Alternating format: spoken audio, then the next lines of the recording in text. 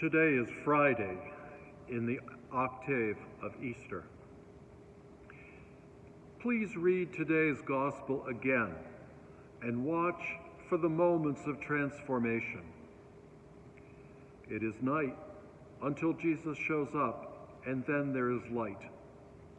The fisherman's work is unproductive until Jesus shows up, and then there is abundance. The fishermen are hungry until Jesus shows up, and then there's breakfast. The fishermen have a job until Jesus shows up, and then they have a mission.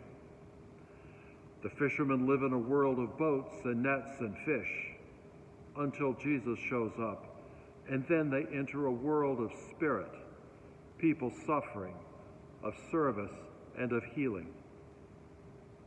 Jesus is all about transformation. He calls it coming to believe, choosing to follow, discovering fuller and more abundant life. It's available to all of us, but probably resisted by many, as the first reading indicates. Why? Because many people live in fear. Sometimes fear of actual things like the Romans, immigrants, and gay and lesbian people.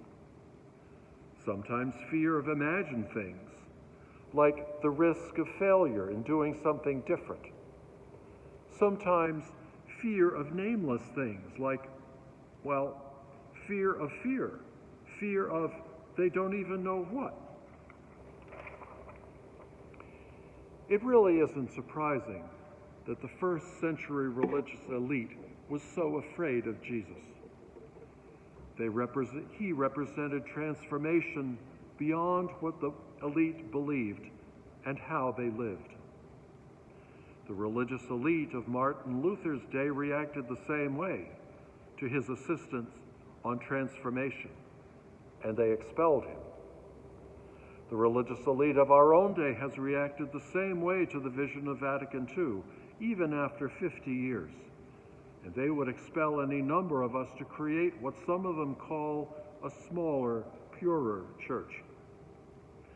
Jesus' invitation to us today is to embrace the transformation he offers us, a transformation of heart called repentance and conversion, one that retains what is already of value in our lives, letting go of older ways of acting and being, and adopting new ways of acting and being. Jesus has chosen each of us, he tells us earlier in the same gospel. We didn't choose him, he says. He has chosen us corporately to be the people of God, the church for the modern world, to help people in darkness see the light of hope, to help people who see no productivity in their lives to produce light and hope in others, and to bring about his kingdom of justice, compassion, and peace.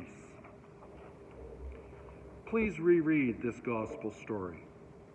Identify the moments of transformation. Rebuke the fear and embrace the transformation. Pray for God's grace and enter into the fullness of life, of light, of love that only he can give.